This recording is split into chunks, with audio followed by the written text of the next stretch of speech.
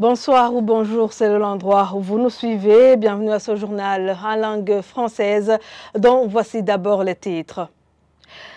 Certains habitants de la mairie de Bujumbura apprécient positivement la mesure de la baisse du prix du carburant, comme annoncé ce dimanche par le ministre en charge de l'énergie et des mines. Ces gens espèrent que cela impactera sur les prix des produits de première nécessité, notamment les denrées alimentaires.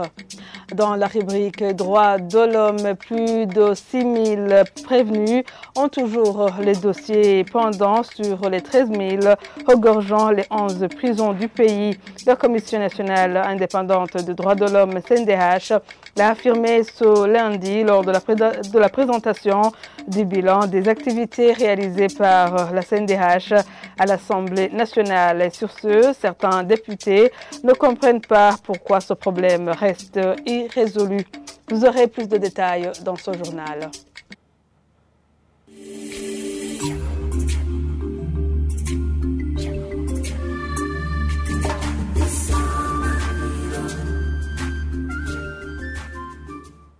Page droits de l'homme pour ouvrir ce journal. Les parlementaires ont des inquiétudes face à l'engorgement des prisons du Burundi. C'est après que la Commission nationale indépendante des droits de l'homme au Burundi ait annoncé que plus de 6 000 prévenus ont toujours les dossiers pendants sur les 13 000, regorgeant les 11 prisons du pays. C'était lors de la présentation du bilan des activités réalisées par la CNDH au cours de l'année 2023, présentée par la CNDH. Le point avec Sheila Irambona.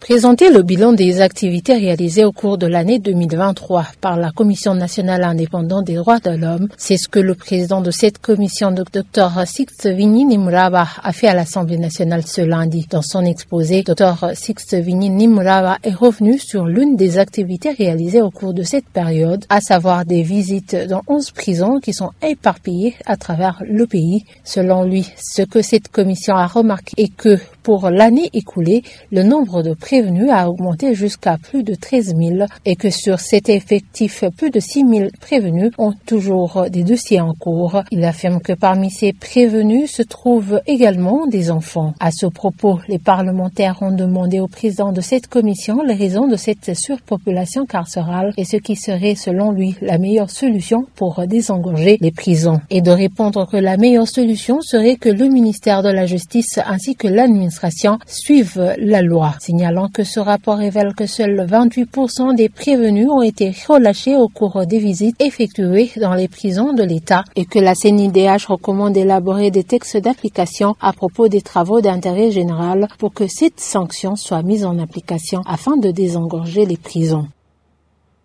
Merci Sheila Irambona. 40 000 jeunes et femmes vont bénéficier de l'appui du Fonds onusien pour le développement PNUD en partenariat avec les banques des jeunes et des femmes ainsi que le programme d'autonomisation des jeunes PAEJ, bien que le montant y alloué n'ait pas été précisé. Une déclaration ce lundi de la sous-secrétaire générale des Nations Unies et directrice régionale du PNUD d'Afrique au Burundi à son arrivée à Bujumbura pour cette mission officielle de 5 jours. Suivez-la, traduite en français par Mireille Kanyang.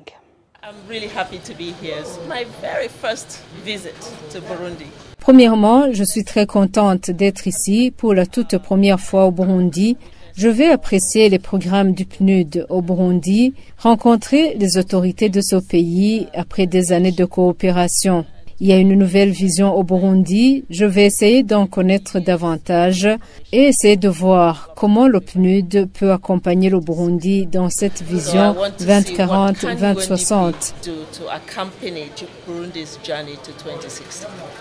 And to answer your question, one of the programs that I'm hoping to launch with our country office here is an entrepreneurship. Les programmes que je vais lancer, c'est notamment un programme d'entrepreneuriat pour 40 000 jeunes et femmes. Capacities and financing that allows them to become self-employed. En marge de cette mission officielle, il va également lancer le nouveau programme du Fonds mondial de lutte contre le paludisme, la tuberculose et le VIH-Sida. Il va en outre rencontrer des hautes autorités du pays, notamment le chef de l'État ce mardi. Il va rencontrer également les organisations de la société civile. Le ministère de l'Hydraulique, de l'Énergie et des Mines a fixé ce dimanche 18 février le nouveau prix des produits pétroliers à la pompe en mairie de Bujumbura. Le litre de l'essence qui s'achetait à 4 350 francs burundais coûte depuis ce dimanche 4 000 francs burundais. Le litre de mazout qui coûtait 4 235 francs burundais coûte maintenant 3 925 francs burundais, tandis que le pétrole qui s'achetait à 4 250 francs le litre coûte actuellement 3 905 francs burundais. Et certains habitants de la mairie de Bujumbura apprécient positivement cette mesure. Ceux qui se sont exprimés sur nos micros ce lundi demandent que les prix du ticket de transport et ceux des produits alimentaires de première nécessité soient également revus à la baisse. Nous apprécions positivement cette mesure. Nous, le bas peuple qui se donne corps et âme pour pouvoir nourrir nos enfants, nous voyons que les prix des produits alimentaires sur le marché sont chers. 1 kg de haricots 10 kirundo s'achète maintenant à 3 000 francs burundais. Avant, les commerçantes disaient que c'est dû à la hausse des prix du carburant, mais comme ces derniers viennent de baisser, que ces produits alimentaires baissent aussi.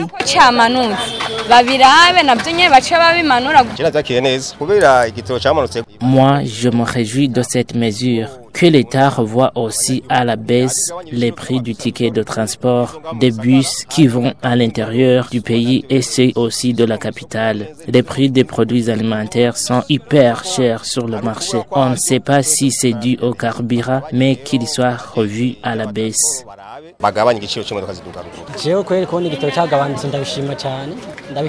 J'apprécie énormément cette mesure, mais parfois les habitants ne voient pas la différence qu'avant c'était revu à la baisse. Le prix du ticket reste le même. Nous demandons que les produits alimentaires dont les prix avaient augmenté parce qu'on les déplaçait d'une province à une autre et qui nécessitaient du carburant soient revus à la baisse afin que même les habitants voient une différence par rapport au prix sur le marché.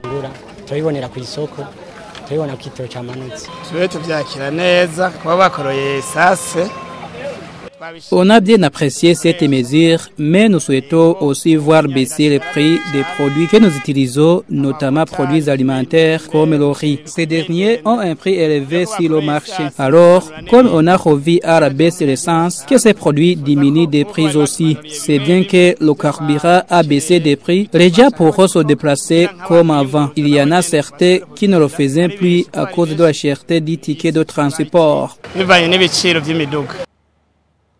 Page sport, avant de mettre fin à ce journal, les cadets de l'équipe Intwari de Bujumbura et les cadettes de l'équipe de Nyakararu ont gagné la coupe du championnat national en handball, édition 2022-2023.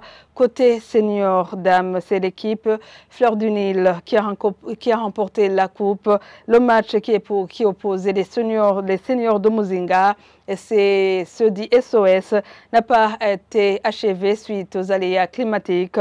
Ces matchs se déroulaient plutôt ce dimanche à Lutovu. Le point avec Zeno Nzambimana.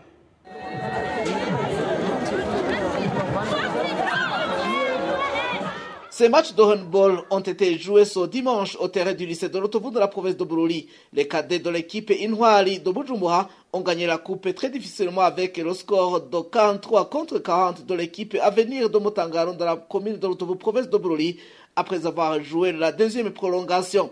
Côté filles, sont les cadettes de la PEDEC de Nyakararon dans la province de Mwaro qui ont remporté la coupe après avoir battu l'équipe Avenir de Mutangaro en commune de Lutovu par un score de 17 à 15. Côté senior dames, les Fleurs du Nil de Lutovu de la province de Bururi ont gagné la coupe avec un score de 20 contre 18 de l'équipe Sistas de Bujumbura. Le constat est que tous ces matchs était bien équilibré. Côté homme, le match qui opposait les seniors de Muzinga et ceux de SOS n'a pas été achevé suite à la pluie qui est tombée juste au début. Ce match sera joué dimanche prochain à Bujumbura, selon le secrétaire général de la Fédération de handball au Burundi. Polycarpe Ndayishimiye fait savoir que ces finales de championnat à handball édition 2022-2023 se sont déroulées à Rutovu sur demande du président provincial de handball à Bururi, mais aussi parce que historiquement, Rutovu est l'origine de handball au Burundi.